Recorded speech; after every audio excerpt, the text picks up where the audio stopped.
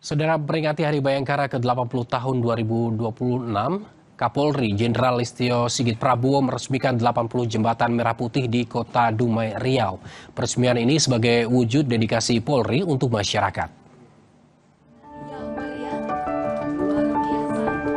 Kapolri Jenderal Listio Sigit Prabowo meresmikan jembatan merah putih presisi di Kota Dumai, Riau. Selain meresmikan peresmian jembatan Jalan Perintis di Kelurahan Bumi Ayu, Kapolri juga menyerahkan bansos sembako kepada masyarakat.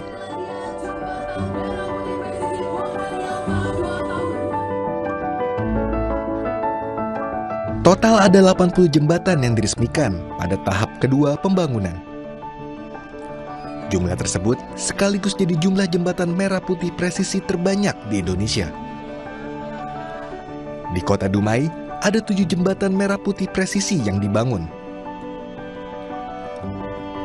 Kapolri menyebut berdirinya jembatan merah putih presisi demi meningkatkan konektivitas antar daerah, mempermudah akses pendidikan, dan masyarakat sejahtera.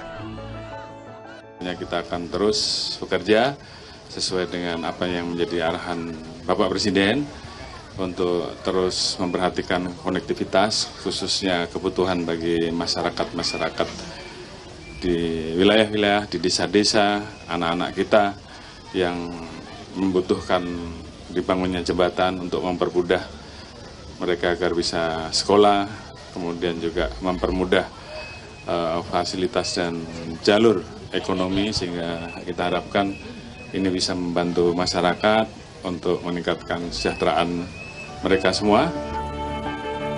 Masyarakat juga dilibatkan dalam pembangunan jembatan merah putih presisi.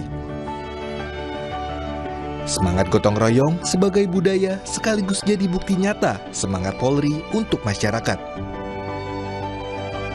Rifka Zulmurta, Sawino Ardi, Gahniar Febrian, Kompas TV, Dumai, Riau.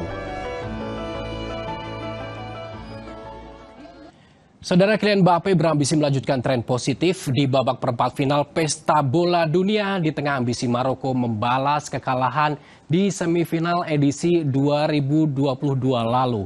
Kita akan membahasnya bersama analis sepak bola yang sudah hadir di studio Kompas TV, ada Bung Firzi Idris, namun usai jeda.